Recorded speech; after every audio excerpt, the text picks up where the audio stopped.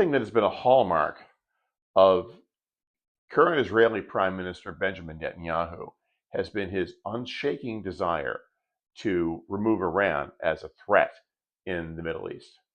And to that end, he has been pushing the notion with successive American administrations of a joint Israeli-American strike to do that very thing.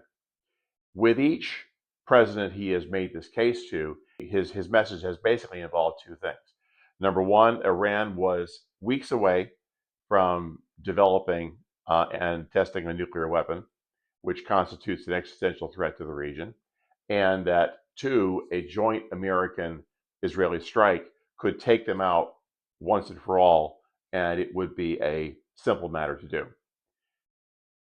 The Clinton administration told him no. The George W. Bush administration told him no. The Obama administration told him no. The first Trump administration told him no. The Biden administration told him no. And now this past year, the second Trump administration, because Trump has no one around him to curtail his worst instincts, has said yes to that very proposition. And they have kicked over an anthill that is, I believe, going to define the rest of Donald Trump's presidency. So I want to talk a little bit as to how we get into this mess, and then also talk about how Iran has become the albatross around Donald Trump's neck. One of the statements over the last 30 years that has been a given, and that virtually anybody who has any sense in terms of foreign policy would agree with, is the notion that Iran cannot be allowed to develop a nuclear weapon. If Iran were to do that, it would be destabilizing to the Middle East in a number of ways. They could provide a nuclear weapon to one of their terrorist proxies, which could then use it against an Israeli target or against an American target. You could have a scenario of a tactical nuke being loaded onto a barge and floated up the East River in New York City. So nobody has wanted that situation to occur. Another issue is that if Iran were to become a nuclear power, then other countries in the region would also have a similar incentive to do the same thing. So Saudi Arabia could become a nuclear power. Oman could become a nuclear power. Qatar could become a nuclear power, spurring a Middle East nuclear arms race that nobody wants any part of. So those who have spoken out against Donald Trump's escapade in this region are not speaking out because they want Iran to develop a nuclear weapon. So let's put that nonsense aside from the very beginning. So let's talk about Iran, first of all. Their population is roughly 92 million people. The size of the country is roughly the equivalent of the state of Montana, California, and Texas put together. So it is a large area. It is also extremely mountainous in terrain. So it is a very difficult country to move around in. Iran's military is over 1 million strong, including 600,000 active duty troops, 350,000 reservists, and 220,000 paramilitary forces. So it does have a large number of people bearing arms. Iran is also bordered by Iraq, Azerbaijan, Turkmenistan, Pakistan, and Afghanistan. So looking at it from the standpoint of being a potential adversary, if you were to take a war with Iran to its logical conclusion, which would involve sending in ground forces to invade and topple the Iranian regime and install a different regime, it would be a very difficult nut for us to crack. Now, I have no doubt the American military could do it, but it would be a very, very difficult and a very messy business for them to be able to do. This is a reality that every American administration, going back to the Clinton administration, when this idea is brought to them about Iran, has responded to. We cannot get involved in a situation where we are in a land war against Iran, because the costs would be astronomical for us to spend in both blood and treasure. Not to mention the disruptions in the world economy that would take place from doing something like that. So given the difficulty of actually conquering Iran by force, other previous American administrations have tried to take other measures to to get at Iran's nuclear program, short of doing that. The most noteworthy of these was called the Joint Comprehensive Plan of Action, or the JCPOA, which was negotiated with Iran by the Obama administration and signed in 2015. And this placed strict, verifiable limits on Iran's nuclear enrichment program, and also provided some sanctions relief to Iran in exchange for that. This was a treaty that took over 2 years to negotiate, was a very painstaking process involving both the Obama administration and a number of other international entities and organizations to get to this point, and it was finalized in 2015. Now, Benjamin Netanyahu didn't like this treaty one little bit. He felt it was inadequate, that Iran would not abide by the terms and would cheat and the like. He even made an appeal to the Congress of the United States, and I believe it was in 2016 for that same reason. And then in 2018, with the first Trump administration, Donald Trump essentially tore the agreement up and said that we weren't going to be abiding by any of the provisions of it, which basically threw Iran's nuclear weapons program up into the air. So fast forward to the second Trump administration, Iran is developing its nuclear program without any of the restrictions from the JCPOA, and people are starting to get concerned that they are going to get close to having a nuclear weapon again. So there were a number of confrontations with Iran in 2025, culminating in what was called the 12-day war. So the 12-day war was primarily an Israeli operation, but culminated in American strikes on Iranian nuclear facilities at Fordow, Natanz, and Isfahan.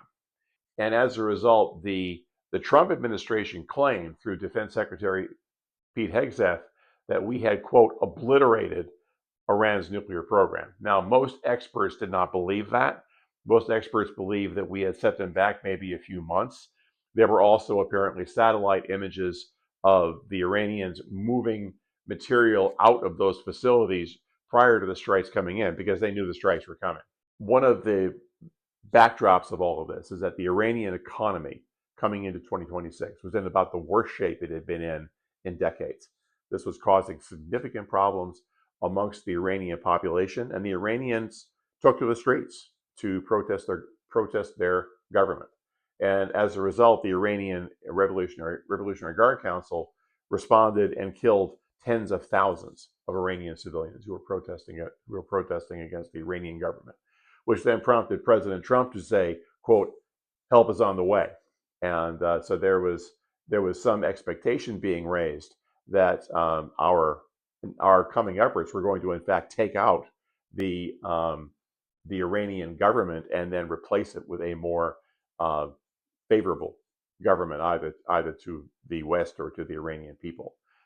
So then coming into February 28, 2026 was the beginning of Operation Epic Fury, which was the American name for the beginning of the Iran War. The Israelis also played a key role in it as well. And as a part of this, the American military took out many of the senior leaders in the Iranian government, including the Ayatollah Ruhollah Khomeini, who was 85 years old and probably not long for this world anyway, but he was taken out.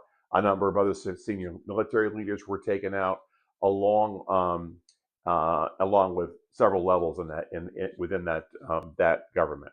However, shortly after that, new people stepped forward. The Iranians had done a lot of work over the years in creating succession paths, because they were planning for this exact eventuality, that they may be, in fact, the subject of a decapitation strike to take out their government. So they had people coming in to step forward almost immediately, including the Ayatollah's son, Mujtaba Khomeini, who became the supreme leader of Iran. Although no one has actually seen him in public since any of this has happened.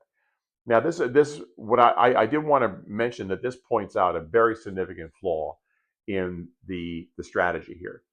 There was the belief that if we took out the Iranian leadership, the people would, and this was the pitch being given by people like Benjamin Netanyahu. If we take out the Iranian senior leadership, the people would rise up and overthrow their government, and our problem would be solved for us.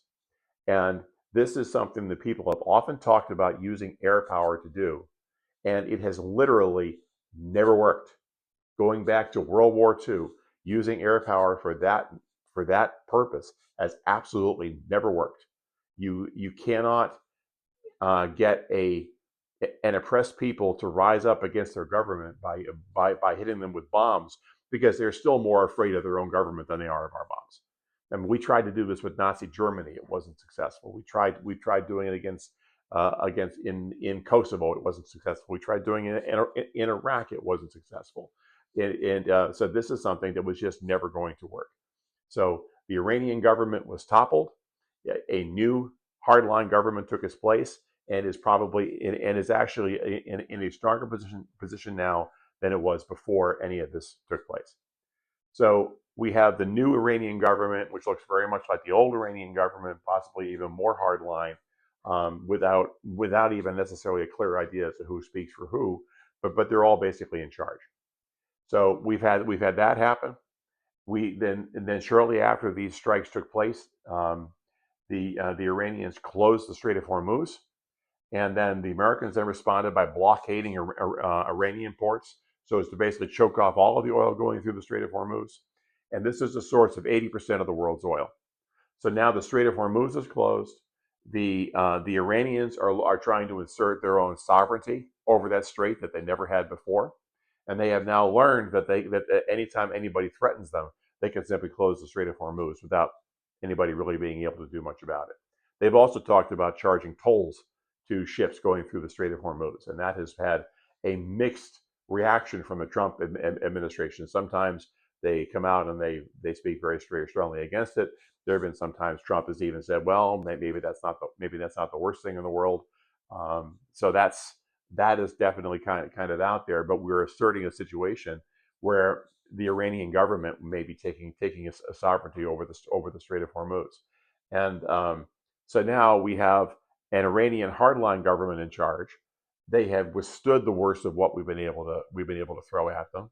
They are uncovering many of their missiles, and they are using inexpensive drones very effectively to go after American and allied positions, forcing us to use $3 million Patriot missiles to shoot down $40,000 drones.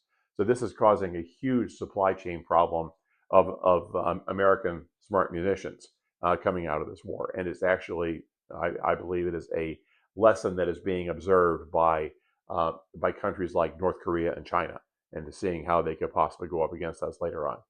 You can bet that China is watching this very very closely when it comes to their looking at after Taiwan, and when they may want to move against that. So that's the situation that we find ourselves in. So there have been all these discussions around a memorandum of understanding. Can we get to a point of getting the Strait of Hormuz reopened again? And that's been the focus of the conversation. The government of Iran is in place. Their support of proxies is in place, and in fact, Israel is still engaged in operations in Lebanon. And we haven't even begun to discuss the nuclear program. This is a situation where Donald Trump really has no good options here. He could climb down and capitulate, which would be really horrible for American prestige in the area. It would leave Iran really with a more intact and more secure nuclear program than it ever had at any time before, and it would encourage other states in the region to develop their own nuclear programs.